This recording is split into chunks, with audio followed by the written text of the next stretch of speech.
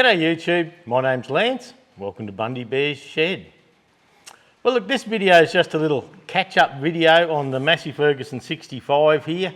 It's been an ongoing project in the shed, and a while ago I hurt my knee. I buggered the meniscus in one of my knees and I was told to stay off it for about 8 weeks. And anyway, it still plays up now and then, so I was up to the final drives and the brakes at the back here, and it was heavy lifting, so I chose not to do it. But in the meantime, a lot of things happened. As you probably all know, I owned a business called Queensland Tractor Spares. Well, we had buyers, people come and buy that off us, and I've recently retired. Like last week I retired. I've been retired for one whole week now. And look, it's great. But this tractor, it's been a long-term project, the 65. It's a Mark II. It's been on the back burner for months and months now because of life getting in the way. But now I'm retired, I'm hoping to just puddle along with it, and as I get time and if my knee's not playing up too much, we'll get some of the heavy stuff in. I've got a nice overhead gantry now I can do the lifting with.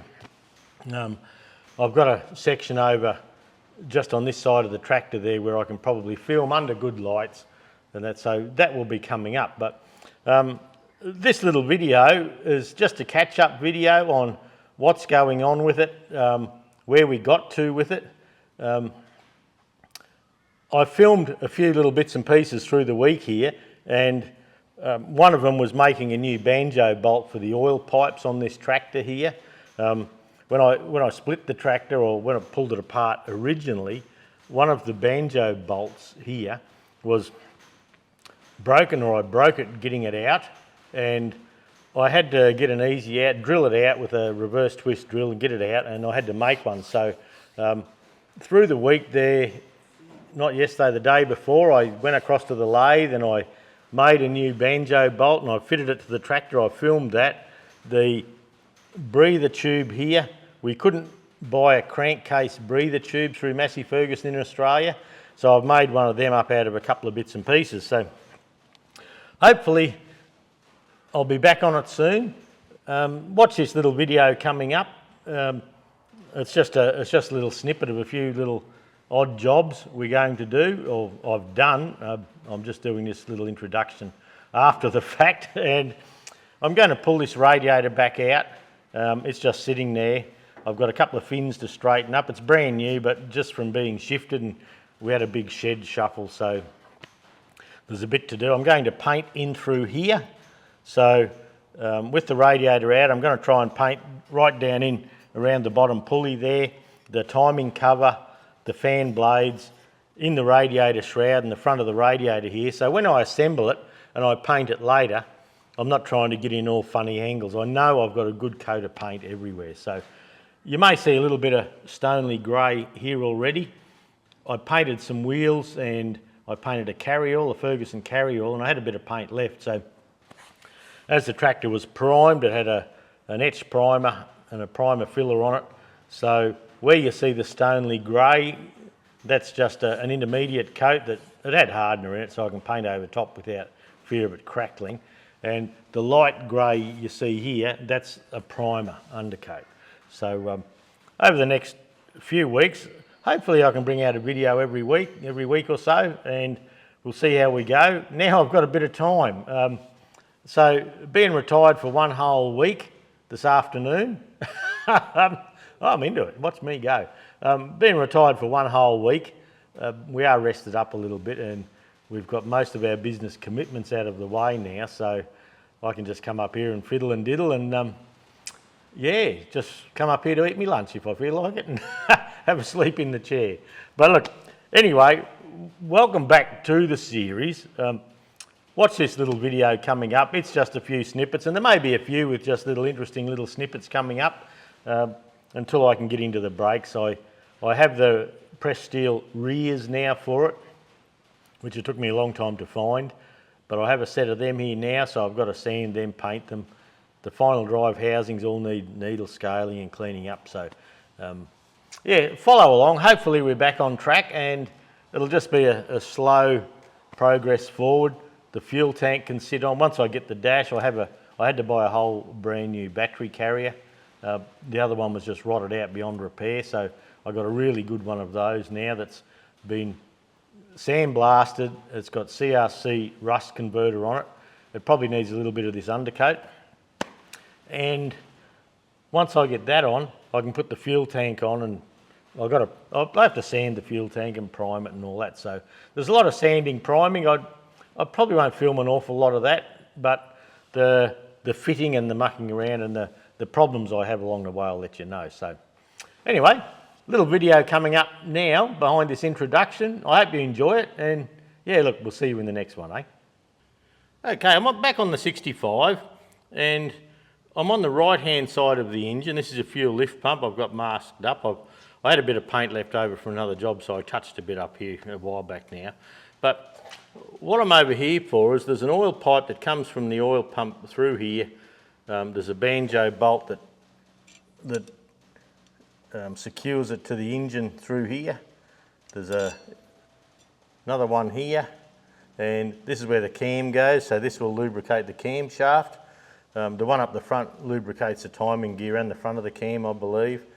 And once the oil gets up through here, it uses the same oil gallery to loop around this little pipe, and that gives oil to the cylinder head, and that way the rockers have an oil feed. So I think when I pulled the head off this years ago, ages ago, whenever I was pulling the head off, I was saying about make sure you remember to undo this, because a lot of people don't know to undo this. They undo the cylinder head and try and lift him off, and this pipe gets stretched. So not to worry, we won't do that. So this little Banjo bolt here that secures the pipes to the block, I had a broken one, and I broke one when I was undoing it, and I actually had to drill it out in the centre and get it out again. So I'm one short. I have had a look in the parts book, and the 1, 2, 3, 4, 5 of these Banjo bolts are all the same, and they're the same part number. So this has a 1/2 inch head and a 3/8 UNF thread. There's a hole up the centre for the oil to travel up, and it comes out through these holes here. Now, the thing to notice with this is that this hole is down near the thread, and when we turn it around, the other side's the hole's up near the shoulder to seal on the Banjo. So that's what they've done to strengthen the bolt a little bit. Now, if this hole was just drilled straight through, well, you've taken away that much metal there that would be a shear point, but with just having it drilled on one side, on each of them, it still does the same job, still gets the oil pressure through, but yeah, it just puts a bit more strength there. So because I haven't got one of these, and I had a broken one, I've got a bit of 1/2 inch hex over in the lathe there at the moment, so we'll set up the cameras and all that. We'll pop over, and look, this is just a lovely little machining job.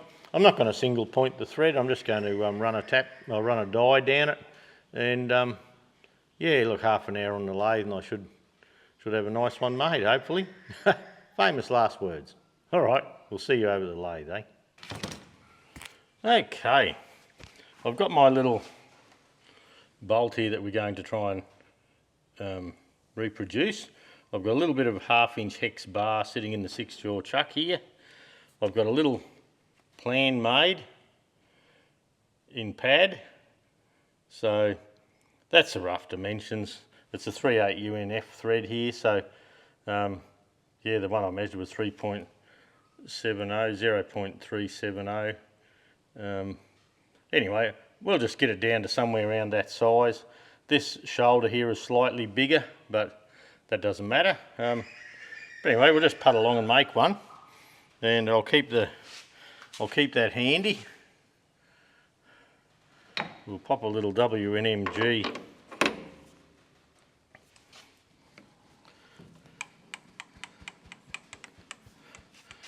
tip in here.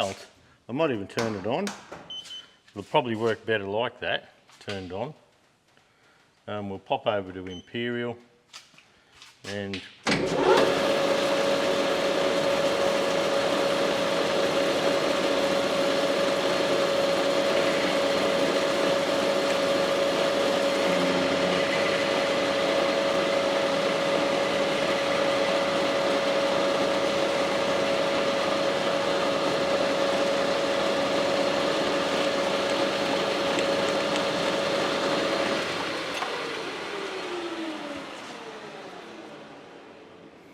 Now because we know it has a hole up the end of it, we'll centre drill that now. And we might even drill the 4mm hole up through the middle, which will give us something to hold the centre, but we probably won't need to centre an awful lot on this job.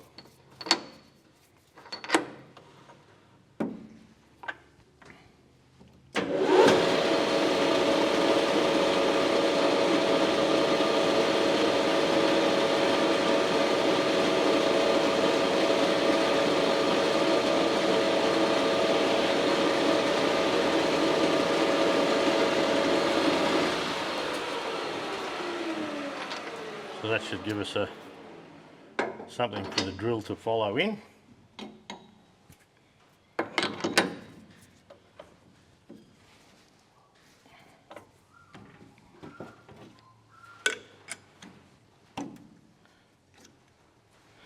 Okay, 4mm drill. I'm using these Renegade drills. They're bloody beauties, I reckon. So we'll go 4mm there. That's pretty close to what that is.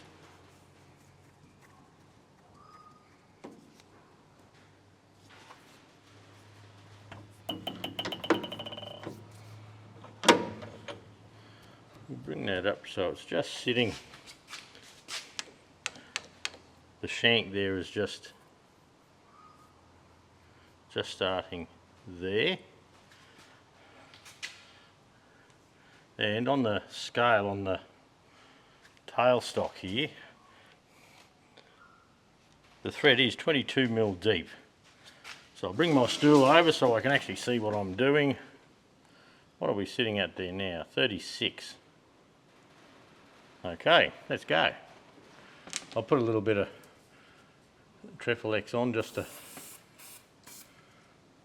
help out.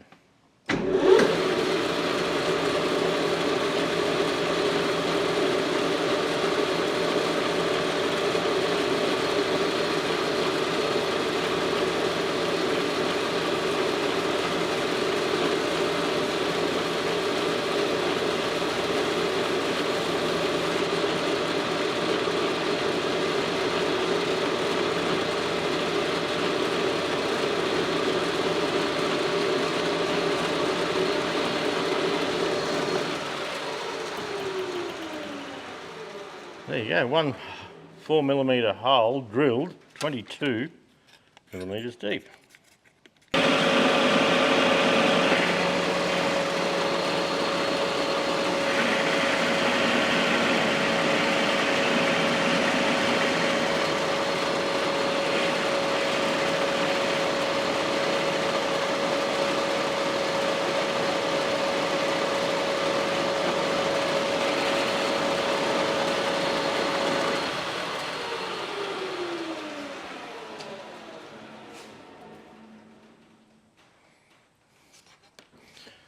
So we've gone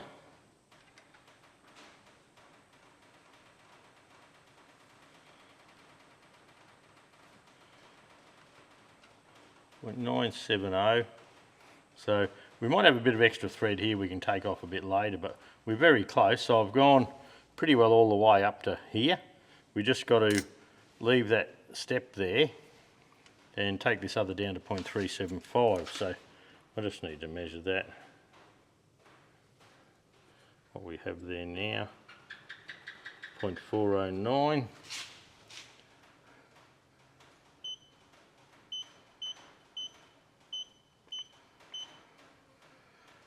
And that should tell us how far we've got to go.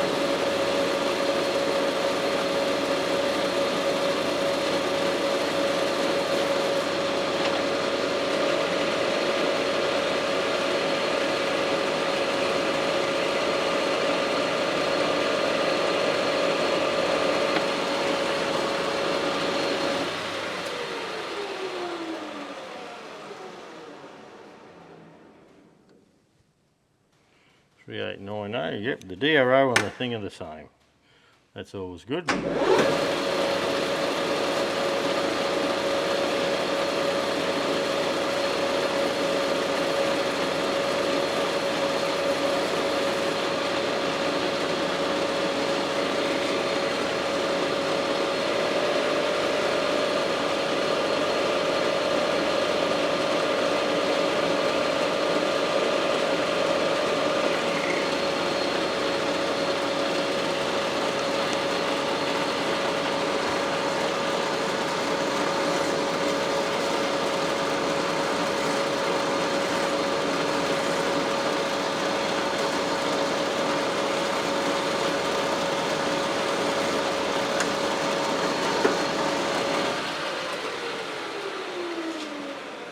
Okay, hopefully we're pretty close.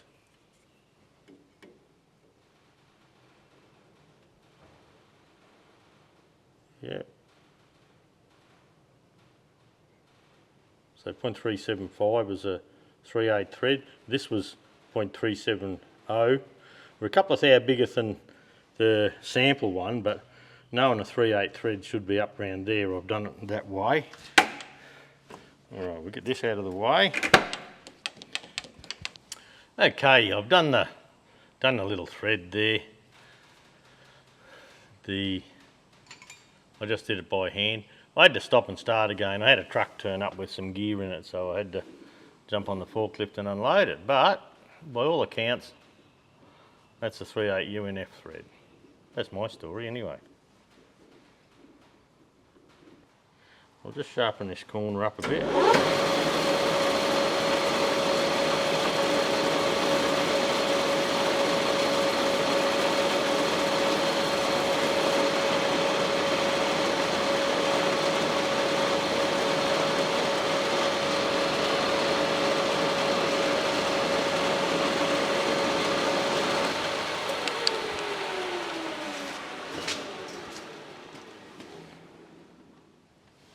So that is pretty close.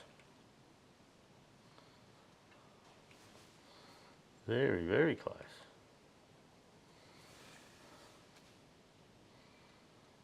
Yep. Not much wrong with that, I don't reckon. We're looking the same length. Might just run a file over that edge.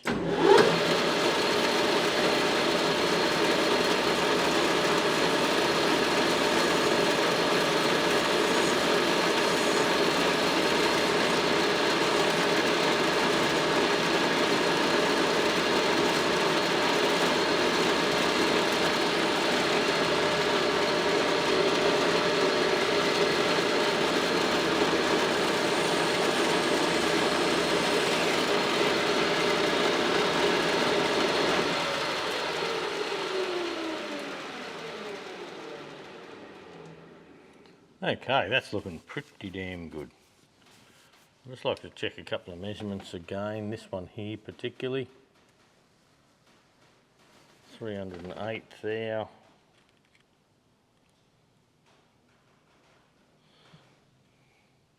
Yeah, I'm about 20 thou bigger here in that wasted section, but the Banjo has quite a bit of room there. So look, I think I'll just stay with that. The thread length is just about bang on where it should be. The rest, if I put it up against the shoulder and that there, yeah, look, I'll get a sore back bloody patting myself on it if I keep this up. Okay, what we need to do, and what I might do before I part it off, just so I can hold it in the vise to drill the holes, is I'll leave it hooked, I'll take it out of the chuck here because it's only a piece of hex bar, and that'll give me something more to hold on to, just to get a couple of little holes in there for the oil to come out of the Banjo. So look, I've got some bar there for making other ones, but yeah, that's it pretty well. Quite easy to make. Okay, we'll get it over to the drill press, and look, I might not film that, but I'll just copy. I'm just going to drill a hole in here and a hole up the back there. Yeah, just to let the oil in, and then we'll bring it back here and we'll part it all off. Okay, I've got the holes done, one up near the end here and one down the bottom, so that should get the job done as required.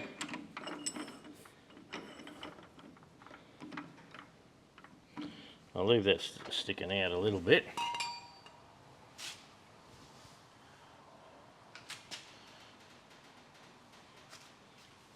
Now, I had the parting tool over there, then I bloody didn't know what I'd done with it. It's a different parting tool to that one. Okay, so look, all I'm going to do here is eyeball it.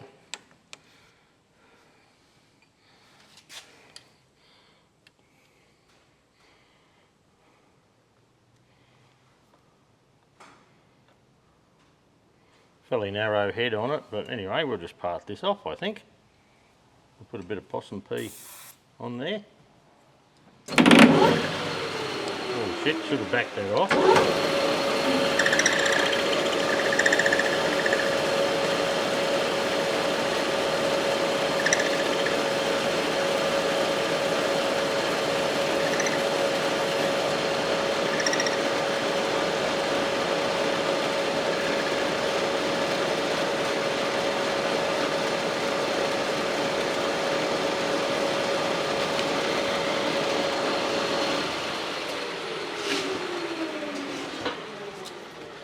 Yeah, I should have backed that tool off. I was just bloody, I don't know what I was doing. I have to give myself a good talking to.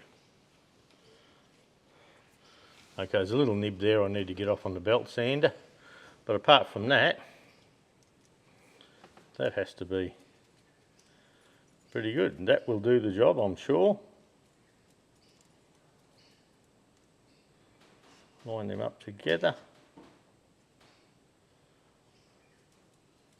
And that'll do. Okay, we'll go and put it on the tractor, eh? Okay, there's the screw I just made, and that's the factory one. So what I'm going to do now is undo this off here.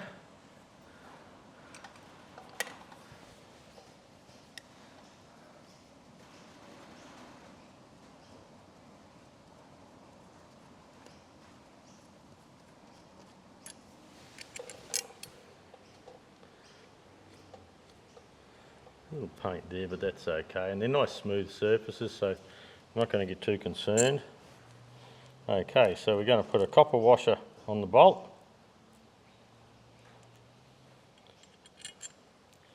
And a copper washer on the other side.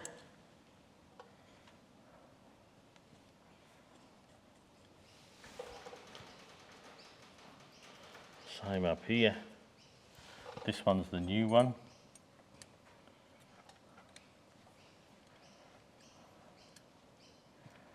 Let's get a couple of threads started there.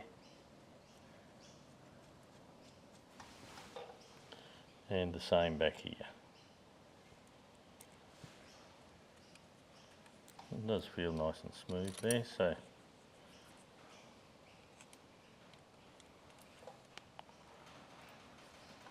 some of the grey is just an undercoat, so it's nothing to be worried about too much.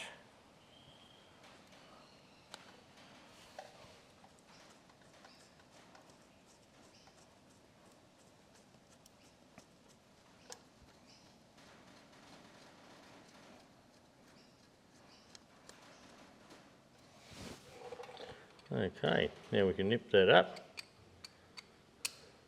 I'm using an open ender there because these are that thin that some of the ring spanners and sockets I have, they've got a taper going into them, so you don't get the same amount of torque on them. So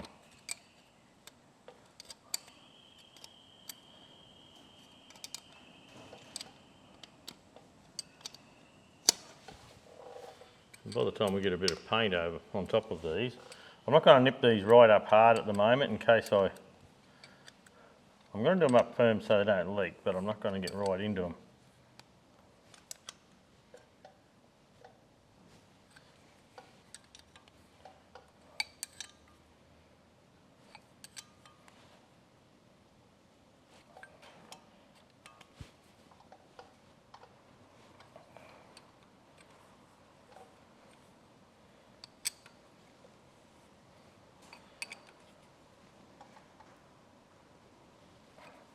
So I think that should be good enough.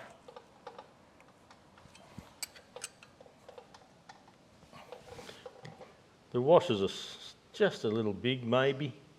They stick out just over the side there, but look, I think I'm going to run with that. And the other job I've just been fiddling with in here, and I'll shift the camera to bring you in close, is this breather tube. Now,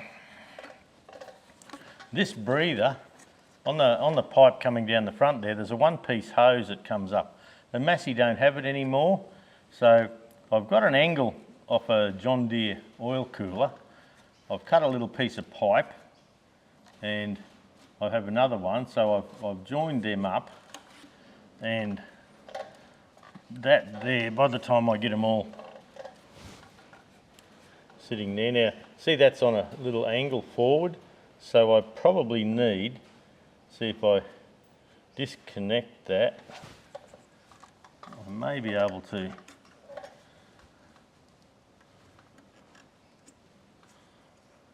No, I think by the time it touches here I'm going to have that anyway. So